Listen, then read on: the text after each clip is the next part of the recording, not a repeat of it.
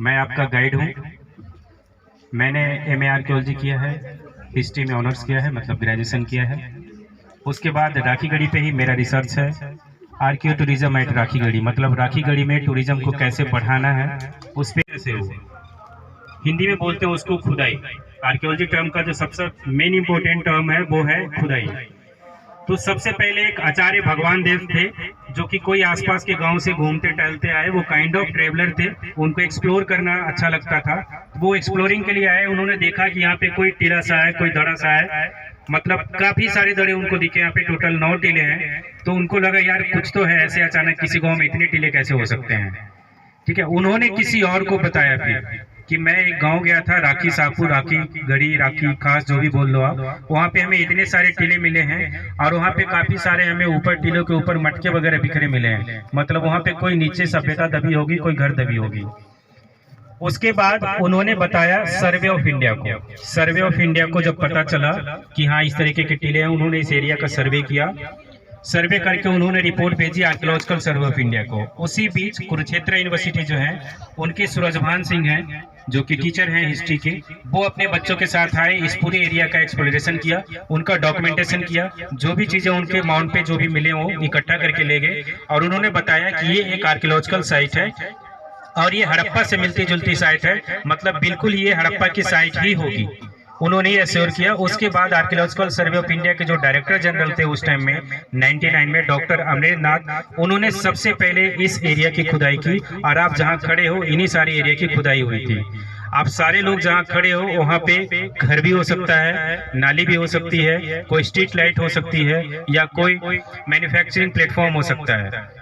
मतलब आपके पैरों के नीचे एक सभ्यता दबी है जो 6000 से 8000 साल पुरानी है। तो जो पहली खुदाई हुई उसमें उन्हें पता चला कि यहाँ पे घर होंगे, रास्ते होंगे। अब वो खुदाई हुई कैसे कैसे कैसे पता चला, उसके बारे में हम लोग चलते चलते बताएंगे और आपको दिखाएंगे कहाँ पे क्या चीज मिली है। आप जो किताब में पढ़े हैं, जब मैं बताऊंगा तो गौर से सुनना। आप इमेजिन कर पाओगे कि आपके पैर के नीचे एक 6000 साल पुरानी सभ्यता दबी हुई है। आप जहाँ खड़े वहां से नालियां बह रही होगी, वहां पे घर बने होंगे, वहां पे किसी का चूल्हा होगा, किसी का लड़का सो रहा होगा, किसी का भैंस बना होगा। ठीक है, तो चलते चलते हम लोग अभी दिखाएंगे आपको। यस, जो भी सर आपको बताएं उसे आप ध्यान से सुनिएगा। लास्ट में आपसे क्वेश्चनिंग होगी, जो बच्चा बेस्ट आंसर देगा उसे प्राइज भी मिलेगा। क्लियर है?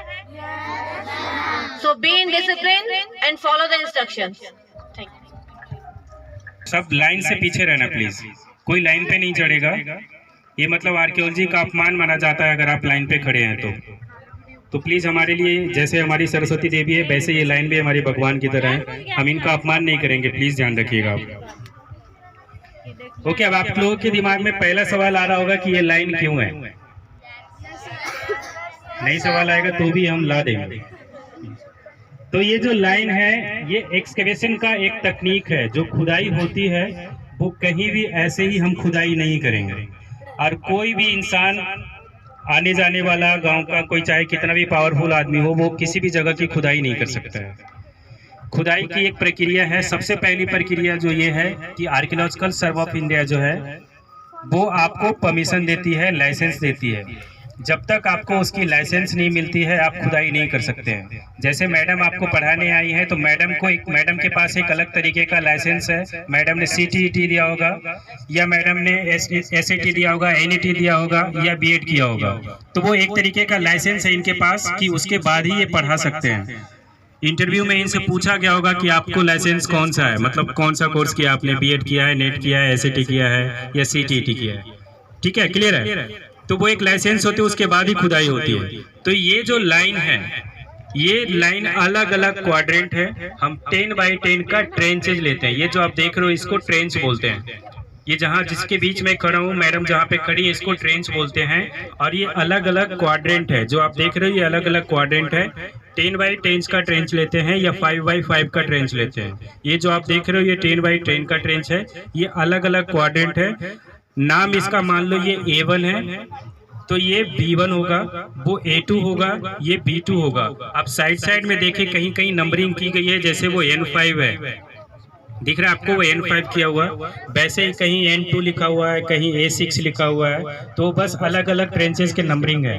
अब मैं आपको बताता हूँ कि खुदाई होती कैसे है। तो सबसे पहले हमने ये ट्रेंच बनाया, उसके बाद इन क्वाड्रेंट्स की हम खुदाई करेंगे हॉरिजेंटली, ठीक है। हॉरिजेंटली खुदाई करेंगे, हॉरिजेंटली इसलिए खुदाई करेंगे क्योंकि ये हैबिटेशनल साइट है, यहाँ पे घर बने हैं।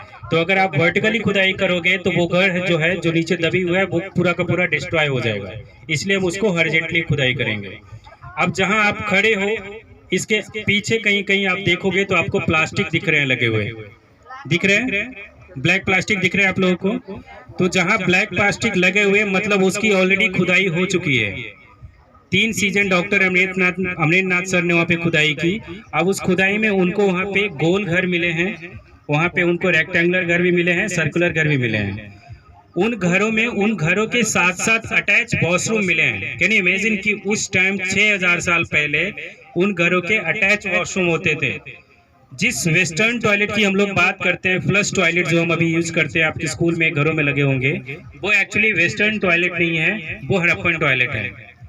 वेस्टर्न टॉयलेट इसलिए बोलते हैं कि जो यूरोपियंस हमारे यहाँ आए थे, जो इतिहास में आपने पढ़ा है कि अंग्रेज बाहर से आए थे, डच आए थे या फ्रेंच आए थे, तो उनका ये कहना था कि ये जो टॉयलेट है ये हमने बनाया है, हमने सिखाया आपको इसका इस्तेमाल करना।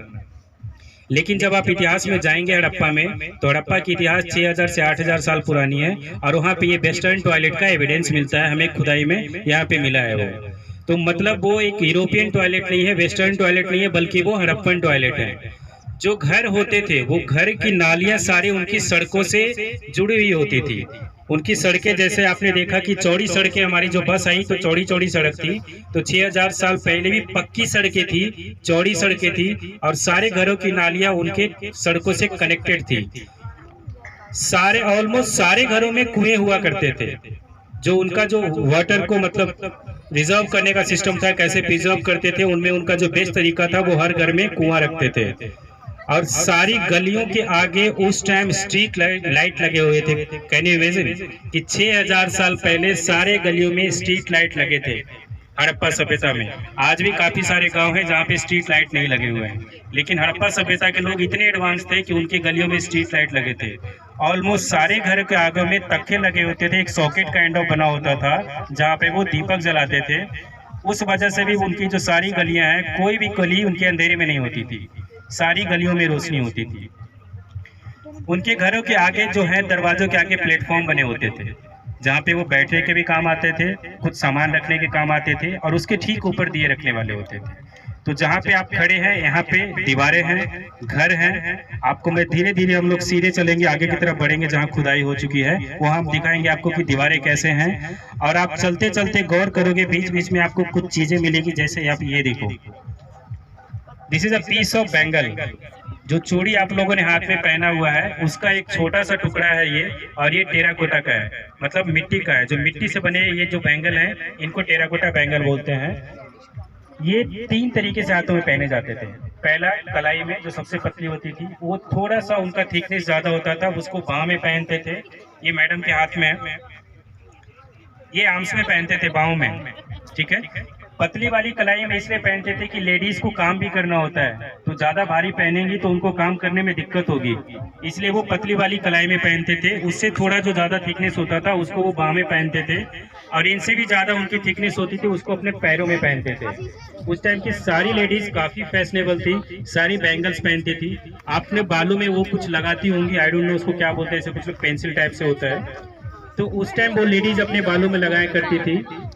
और ज्यादातर उसमें जो हमें एविडेंस मिले हैं राखी गढ़ी में, वो स्टोन से बने थे। अब सोचो कि उनकी टेक्नोलॉजी कितनी एडवांस थी कि वो स्टोन से बने हुए बाल में लगाने वाले जो भी बोलते हैं उसको, पेंसिल टाइप होता है, वो लगाती थी वो लोग। इवन वो लोग अपनी आंखों में सुरमा भी लगाती थी, मतलब लेडीज काफी फैशनेबल थी। वो बीड्स भी पहनती थी, जो लॉकेट्स आप गले में पहनते हो, वो बीड्स के एविडेंस हमें इस साइड से मिले हैं।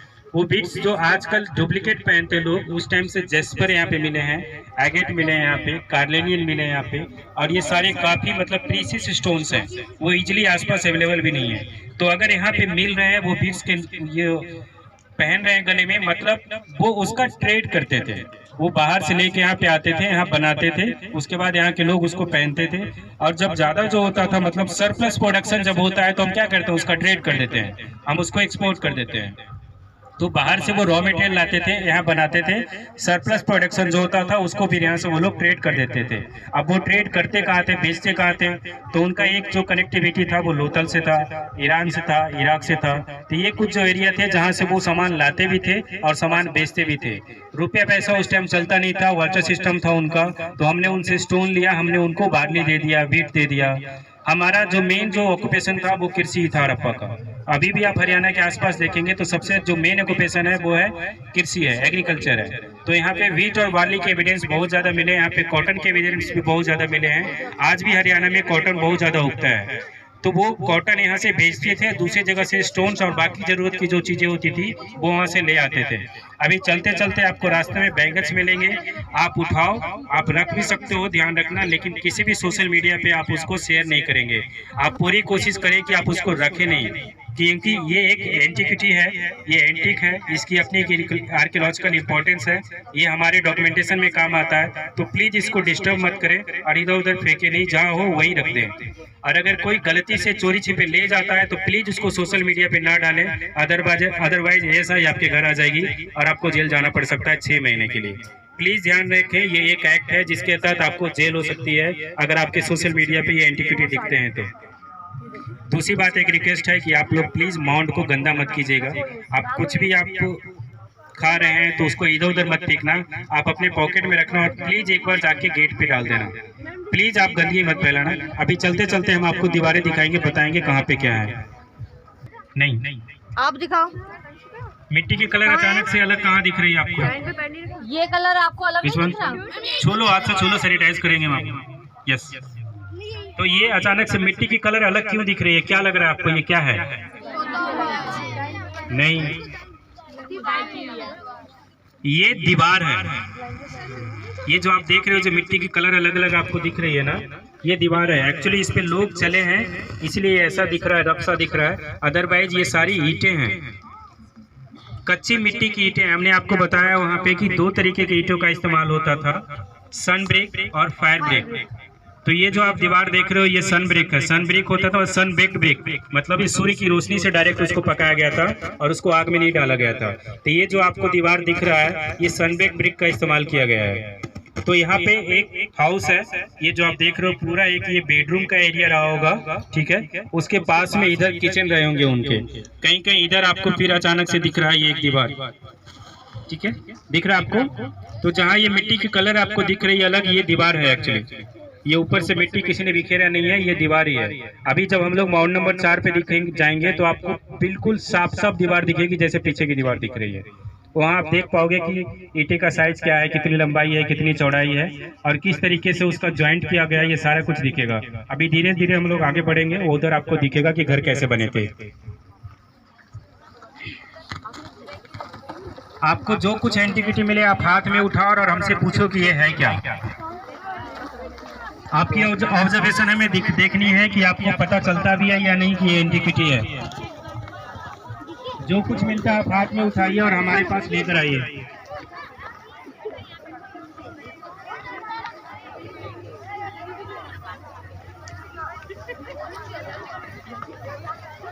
बस यहीं रुक जाइए आप लोग।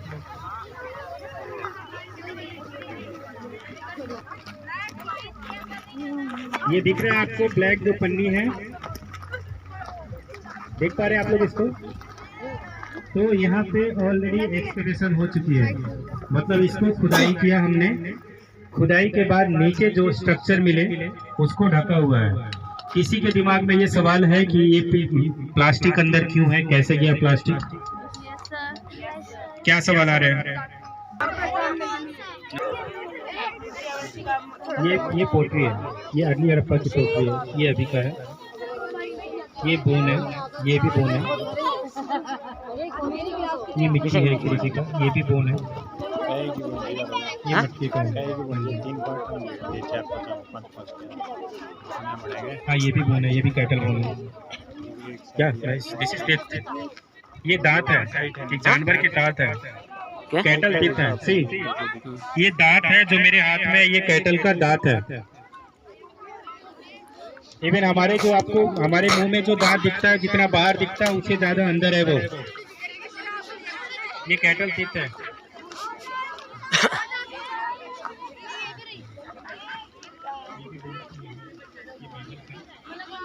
हाँ भाई छोटू, कुछ समझ में आया? हाँ अंकल बहुत कुछ समझ में आया। लो इंटरव्यू बताओ कुछ। बहुत कुछ समझ में आया अंकल को। हैं? एक मिनट। जार के देखनी है ना वीडियो, लिंक नोट कर ले उस पर। लिंक बताओ क्या करेगा। www.thalkanews.com। हाँ फोन पर व्हाट्सएप कर देना, मैं व्हाट्सएप शमशान घाट अंकल वहाँ पे जला हाँ? हुआ शमशान घाट हाँ है।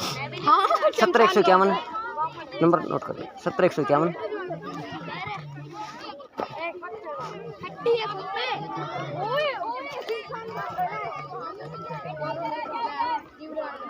इस पर व्हाट्सएप पर मैसेज कर दिया, मैं लिंक दे दूंगा। और बच्चों को भी शेयर कर देना। हाँ गुड़िया, कुछ समझ में आया बेटे?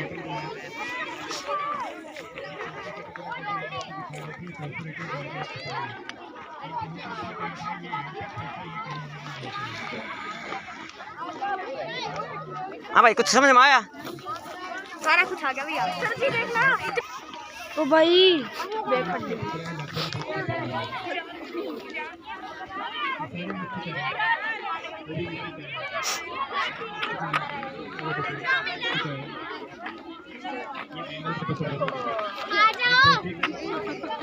मैं बताऊं हाँ गुड़िया, कुछ सीखने को मिला? यस ले नंबर नोट कर लो गुड़िया, व्हाट्सएप पर लिंक भेज दूंगा इसका। 70 151 70 कर लो। हां कर ले 70 151 56 56 7। हाँ चेक कर लो। किस नाम से भरूं अंकल? सुनील कोहाड़। नंबर भेज सुनील कोहाड़ प्रेस। सुनील कोहाड़ KOHR। हाँ भेज दियो ठीक है। KOHR। अंकल आप इस पे भेज दियो। हाँ सुनील को हार क्या गए? प्रेस कर लो। हाँ और बच्चों को भी दे देना। अंकल भेजोगे किस पे? क्या? हमारा तो नंबर ले लो कम से आप व्हाट्सएप कर दो ना, मेरा फ्लाइट मोड पे लगाया हुआ है अभी। कम देंगे हम की भेज दो हाँ अंकल। आप मेरे पास व्हाट्सएप पर भेज दो कुछ लिख के, स्कूल का नाम लिख के भेज देना। हाँ गुड़िया, क्या मिला? क्या कुछ मिला? हाँ सर